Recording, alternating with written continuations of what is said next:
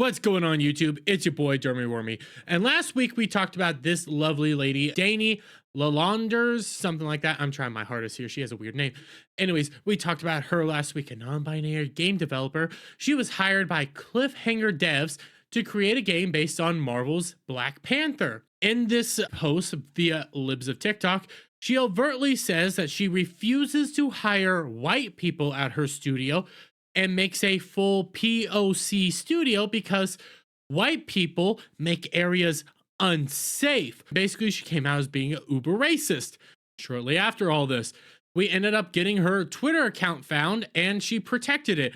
I was wondering why she protected it, and it seems like we finally found out why. In this article, Unity game developers Scott Anderson defends Marvel's Black Panther developers' race-based hiring discrimination. Yeah, real quick, in this, we ended up getting a bunch of screenshots of some of her tweets. Something like this. I just stopped taking y'all seriously when y'all start running around saying white people can experience racism because I did not suffer through 2020. For y'all to act like you weren't an ally to BLM 4 years later. Posting that tired ass screenshot of the Google definition of racism, I just don't care anymore. Haha, so being appropriately called racist is tiresome, huh? You could try not being racist. Yeah, I'm racist, so what? If you think you can be racist to white people, you literally are. I didn't imply anything. Racism and prejudice are not the same thing. Racism is systematic. White people are not systematically affected negatively by racism. Certain groups of white people throughout history have been affected by prejudice based on where they are from. Don't you just love this? A racist game developer who admitted to being racist is now defending the fact that she's racist by using social justice era thought process of how racism works, which is P plus P equals R, prejudice plus power equals racism, systematic oppression, all the buzzwords for a woke leftist, trying to defend the fact that she's just racist.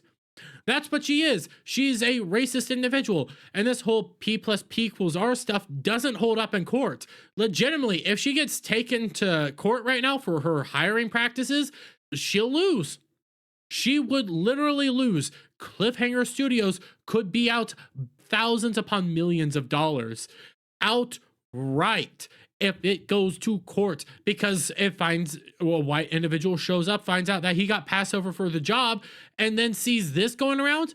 You just made a massive blunder and everything. But hey, you end up getting the Unity developer outright. You have Scott Anderson, game developer at Unity 3D Perv, Facebook, Oculus, Funimon, Call of Duty, Shadow Physics, he, him, and bio. He tweets out this: people calling a black woman building a studio with all POC a racist and equating it to a white man starting an all-white studio is wild. If the power imbalance that actually exists in reality were different, sure, but there is no way these things are equivalent. Yes, they are.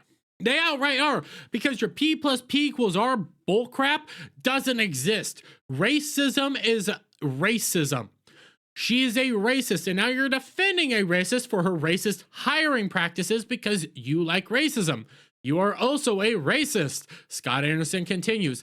This is, of course, ignoring that white men start studios that are or mostly white men all of the time, and no one cares. The difference is when the white guy makes a studio, he follows the law and doesn't stop anybody from being hired in the studio. Just because another white individual applies to the studio and he gets the job doesn't mean the white man was already going out there trying to hire solely white men. What she blatantly said in the video is she refuses to hire white people because she wants a safe space, and white people make spaces unsafe for her. That is overtly race-based hiring practices, which, by the way, are racist. If a white guy was coming out and admitting to doing that, yeah, everybody would call him a racist. But just because she's black and everything and the P plus P equal R nonsense, you guys got to come out here and go like, oh no, she's fine. She's a-okay. We can't keep going at her. And it continues on. You get this guy right here just responding.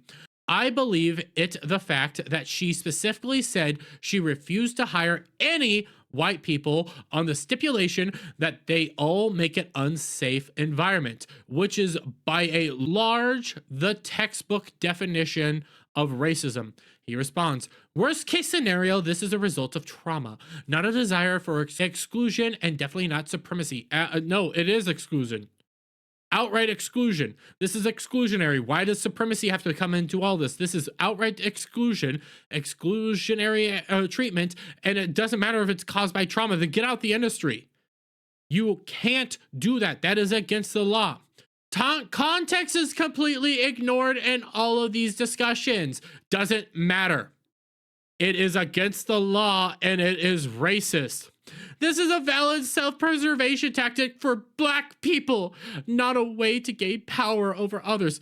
No, it kind of is, especially when you guys remember she worked with Sweet Baby Inc., whose CEO has come out on the record saying she wants to take the industry over and push people up throughout the industry. What this lady did was full-on racism. She admits to being racist. She's outright racist and practicing racist practices. Probably going so far as practicing racist practices when hiring on for the frickin' Black Panther video game.